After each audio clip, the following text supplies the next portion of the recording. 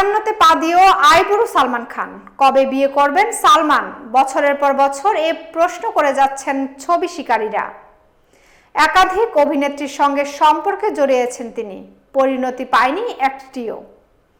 যদিও সঙ্গীতা বিছলানেকে বিয়ে করবেন মনস্থির করে ফেলেন, বিয়ের কার্ড পর্যন্ত ছাপা হয়ে যায়, কিন্তু শেষ পর্যন্ত বিয়েটা ভেঙে দেন সঙ্গীতা। তারপর প্রেমের গুঞ্জন শোনা গিয়েছে, তবে বিবাহিত তকমা এখনো লাগেনি। অভিনেতার নাকি বিয়ে হওয়া বেশ মুশকিল বলে জানিয়েছিলেন এক জ্যোতিষী। এবার বিগ বস 18-এর মঞ্চে আধ্যাত্মিক গুরু অনিরুদ্ধ আচার্যকে সালমান জানালেন কেমন স্ত্রী চাই তার। বলিউডের সঙ্গীতা বিচলানি, ঐশ্বরিয়া রায় থেকে ক্যাটরিনা কাইফের সঙ্গে সম্পর্ক জড়িয়েছিলেন সালমান, কিন্তু কোনো সম্পর্ক স্থায়ী হয়নি ভাইজানের।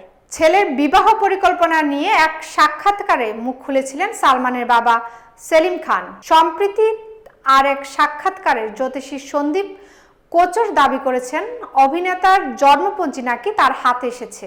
সেই কোষ্ঠী দেখে তিনি বলেন, সালমানের জীবনে একাধিক নারী সঙ্গ হয়েছে, অনেকেই তাকে বিয়ে করতে চেয়েছেন, কিন্তু সালমান নিজের মর্জির মালিক, তার মতিগতির সঙ্গে মানিয়ে নেওয়া মুখের কথা নয়। এবার বিগ বস 18 মঞ্চের অতিথি হয়ে আসেন অনিরুদ্ধ আচার্য। সামাজিক যোগাযোগ মাধ্যমে বেশ ভাইরাল এই গুরু তিনি বলেন, এবার মেয়ে খুঁজতে হবে সালমানের জন্য।